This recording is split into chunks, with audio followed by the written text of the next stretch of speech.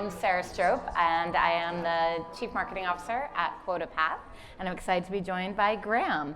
Graham, you want to tell us a little bit about your role at QuotaPath? Yeah, for sure. So my title at QuotaPath is Chief of Staff, and I feel like I've done pretty much every role at QuotaPath. I've been with the company for about 5 years. So I am currently running our sales team, but prior to that was running our marketing team until you came in and took over, took over my job for me. Prior to that, I was running partnerships. I've also done RevOps. I've done customer success, sales, pretty much everything in the company. Kind of a jack of all trades. Yeah. But you have a real expertise when it comes to sales comp plans, and that's what we wanted to dig into a little bit today. And in fact, your title isn't 100% Chief of Staff. I heard that part of your title is Resident Sales Nerd. Please tell me, how on earth did you get that title? Yeah, Resident Sales Nerd. So I've referred to myself as a sales nerd for quite some time, in addition to being like just a general nerd of playing board games and video games and whatnot. I've worked in sales for over a decade now and have always been pretty good at sales, but I've been very good at maximizing my commission checks generally because I understand sales compensation plans. I think part of it comes from that RevOps background as well. But I've been able to maximize my earnings by doing a deep dive into sales compensation plans. And then with QuotaPath, I actually have been helping customers and prospects think through exactly how to build their compensation plans because I've seen so many of them as being a part of QuotaPath early on. I have an understanding of what's good and what isn't good. About how many comp plan consultations do you think you've done in the last, let's say, 3 years? The last 3 years, probably close to 500. Close to 500 comp plans. So you've seen a real spectrum from companies just getting started to very large companies. And that's exactly what we're here to talk about today, is how do you scale as your team scales? What do you have to think about with your comp plan? So it sounds like you've maybe heard a couple war stories, learned some lessons along the way, right? Yeah, absolutely. I mean, I've seen comp plans where it's one seller, they're hiring their first seller, they need to build their very first comp plan all the way to 1,000 plus sellers, and they're just making small tweaks or trying to even do a complete redesign. Okay, well, before we get into what we should consider as we scale a sales team and all the complexity that reigns with scaling sales teams, let's dig into the basics, because I hear starting at the beginning is a very good place to start. Yeah. So what are the foundations that everyone here should keep in mind for a great sales compensation plan? Yeah, for sure. So I'm a big rule of threes guy. And so I have a couple of sets of rules around this. And so one of the rules is that your sales compensation plans should be simple, logical, and fair. So they should be simple. And you're like, well, Graham, you work for a sales compensation platform. Well, don't you want it complex so that it's necessary? But no, that isn't the case. You really want your plan to be simple as possible. Now, I'm not saying that everybody has to be paid 10% flat commission on every deal they close. You can add components to it, but keeping that mindset of simplicity in mind. Should be able to explain it at a dinner party, perhaps. Exactly. Okay. Yeah, that's exactly right. Yeah. And then logical. It should be understandable as to why you're doing the things that you're doing. So if you pay more for 2-year deals than you do for 1-year deals, you should be able to explain exactly why that is. It should be logical. You should say, well, we want 2-year deals because the customer sticks around with us for longer. And then fair is that it needs to be equitable. It needs to be equitable for the sales team. They need to feel like they are getting their fair share of the work that they're doing, but it also has to be fair to the company. The company has to make sure that it's a sustainable model for themselves so that they can continue paying the sales rep that. The logical piece, going back to that, it also feels like that's really important to making sure that the comp plan matches what your business goals and targets are too. So not only is it simple to explain, but it makes sense for what the company is striving to do. What are a couple of things that you've heard, especially in the course of the past year, where people are trying to match to conditions in the market with their comp plans? Yeah, one I already alluded to, which is the contract length. So a big thing historically has been grow at all costs. Now it's a sustainable growth. And one of the ways to do that is to hang on to the customers that you have. Or getting these new customers. It's a lot more work right now, and so we want to hang on to them for as long as we can. And so we're seeing a sharp increase in multi-year contracts and paying for multi-year contracts. Companies are realizing, hey, if I can sign a company for 2 or 3 or 4 years instead of just 1 year, well, that's guaranteed revenue. Now, I may not have those price increases as readily each year. However, I'd much rather just hang on to that revenue year over year. And so that's one thing, is that more and more we're seeing increases in commission rates for multi-year deals. Great, great. And that last piece in terms of fairness, I imagine that really starts to be a little bit of a sticking point as sales teams grow in size and complexity. When you think about those 3 components of being simple, logical, and fair, is it fairness that gets to be the hardest part as things scale, or is it kind of a combination of all of them? What would you say? It's a combination of all of them, but I would actually say simplicity is the one that goes out the window first. The larger you get, the more you add in other departments who are involved in creating the compensation plan. And our research has shown that if you include additional departments in the creation of the comp plans, you actually increase the trust in those comp plans. So we usually recommend having more than one department. So whether it's sales and RevOps, or sales, RevOps, and finance, if you can include all 3 of those, you're actually going to have the most trustworthy or reliable comp plans. But with that comes complexity, because the finance team may want something that they, about we have to pay on cash received, and then the sales team wants something else, and then the RevOps team wants something. And so you end up having all of these complexities. And so while fairness it gets harder and harder over time, complexity is what really gets hard over time. Great. I'm so happy you mentioned that research too. Just a quick plug. We just completed our annual compensation trends survey and report. It's being published in early October. And so for those of you in the audience or listening to this later on, you can get early access to our compensation trends report. It's a survey of 450 finance, sales, and RevOps leaders talking about how they gain alignment and trust in building those comp plans. So, okay, if complexity starts to reign as you scale your team, let's talk and let's dig into these kind of 3 components or 3 kind of pieces.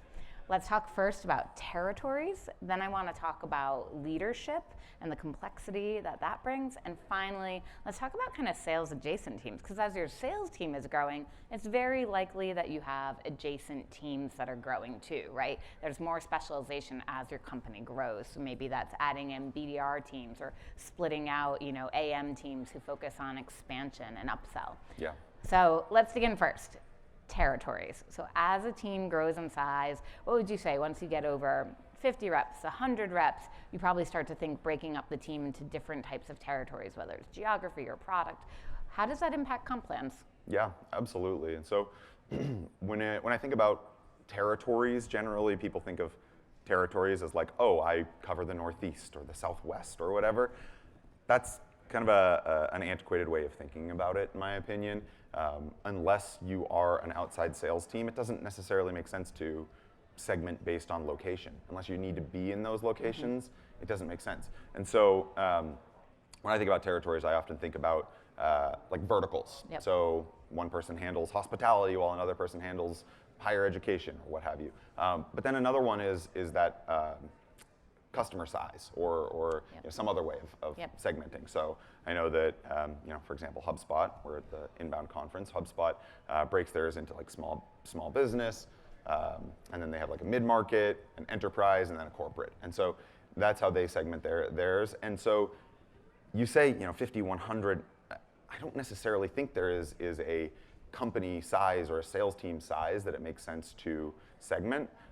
Obviously, you have to have at least 2 people in order to segment. You can't just do it with one sales rep, but it's once you have those distinct differences in the sales cycle and in the customer expectations, that's when it makes sense to segment and to create those territories, if you will. And so I don't think it necessarily is team size, but it is based on differences in the buying and selling cycles.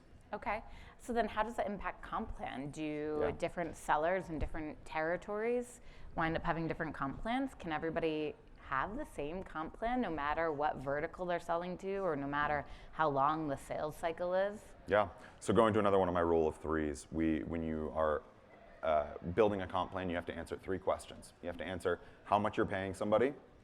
So what is their base versus their variable? What is their on-target earnings? For what? So what is their quota? How much is it? How often is it? And then how, which is what is the structure of their plan? Do they have commissions or bonuses or whatnot? And so each one of those are going to be different by those segmentations as well. So generally, the higher up you go in a segment, or so higher employee count tends to have higher contract values, which means that generally the person is paid more because more is expected of them. With quotas, again, as you move into higher contract values, you tend to see longer quota periods. So what I mean by that is, as opposed to a monthly quota, you may have a quarterly quota or even an annual quota. Which would make sense for those enterprise sales. Exactly. Right? As you have, if you're only closing 10 deals a year, it doesn't make sense to have a monthly quota for that person. Right. And that would be very different from a team that was segmented, as you mentioned, based on the size of the company they're selling to. Correct. Exactly. If you're closing $2,000 deals and you're closing 20 of them a month, then yes, absolutely, you should be on a monthly quota. But if you're closing 10 deals a year, you should be on an annual quota. Right. Great. So that helps us think, as we're scaling our team and thinking about how we're organizing them by vertical, by kind of market segment size, or if necessary, the antiquated kind of geography, how we start to have some differences in the comp plans. It sounds like you can still keep it fairly straightforward, though. Let's talk about, there's this added level of complexity, though, when your team does start growing in size and you start to have layers of management. I read a study recently from RevPartners that found that on average, the kind of span of control is about 6 to 8 sales reps per manager or director. So now you start to think about a team of sales reps, that's 10s, 20s, 100s, and wow, that's probably not only managers, but then directors and VPs, so there are probably a lot of layers. Do they all get a slice of the pie too? What do their compensation plans look like? Yeah, so they do tend to get a slice of the pie. And as you increase the size of the team,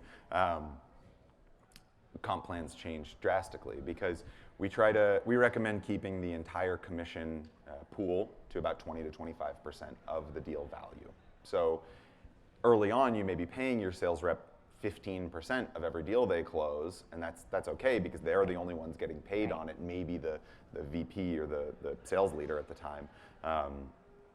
But at my previous company, so you had mentioned BDRs, and we'll talk about that. I ran about a 45-person BDR team. It's a pretty big BDR team. It was, yeah. We had 4 managers and 40 reps and myself, and we had, but at that previous company, 7 people were paid on every single deal that closed, because you had the sales rep, their manager, the director, the VP, the BDR, their manager, and myself, the director. And so we had 7 people getting paid on every deal that closed. And so you can't pay the sales rep 15% there, right? You have to lower that so that you can give slices to each person. And each person gets paid essentially on how close they are to that revenue. And so the VP of sales gets paid substantially less on every single deal than the sales rep or their manager does.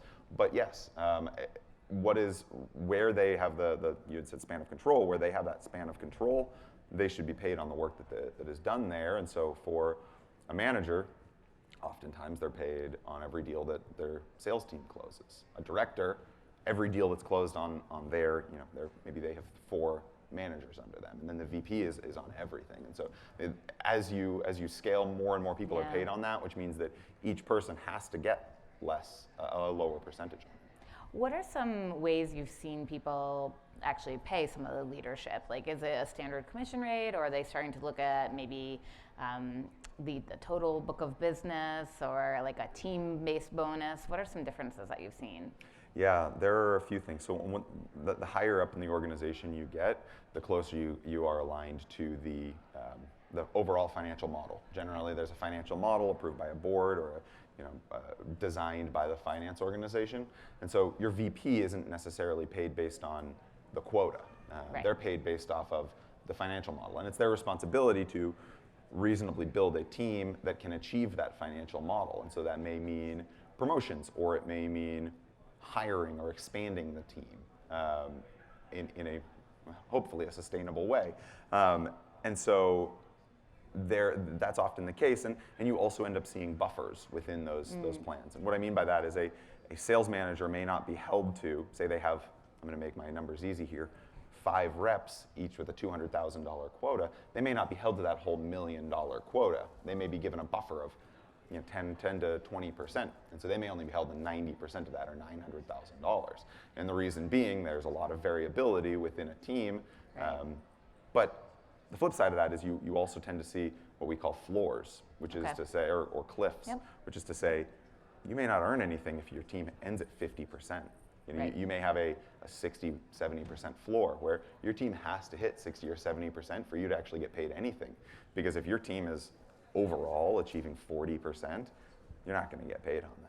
Right. So now you're actually designing a compensation plan for the manager, director, VP that helps them meet the overall team goals and company goals as opposed to individual goals. That's right. Right. Yeah.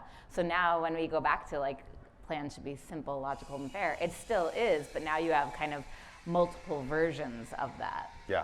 That's right. I mean, and another thing is to be sure that you're aligning the incentives for the leadership with the sales team. And what I mean by that is, oftentimes, I talked about multi-year agreements, oftentimes the sales reps are paid more for multi-year agreements, but then the sales leaders are not. And if the sales leaders are not, generally you see a discount for multi-year deals. And so it's actually detrimental for the sales leader to sign a multi-year deal because they get paid less because the deal value is lower, whereas the sales rep gets paid more. And so now you have this push and pull where a sales leader is like, no, I don't want you to sign a 2-year deal. And a sales rep is like, well, all I want to do are sign 2 and 3-year deals. Interesting bit of conflict there. Yeah. So how would you design to kind of caution against that? Or how do you look Be intentional about it. I mean, and that's why we call it Comptober.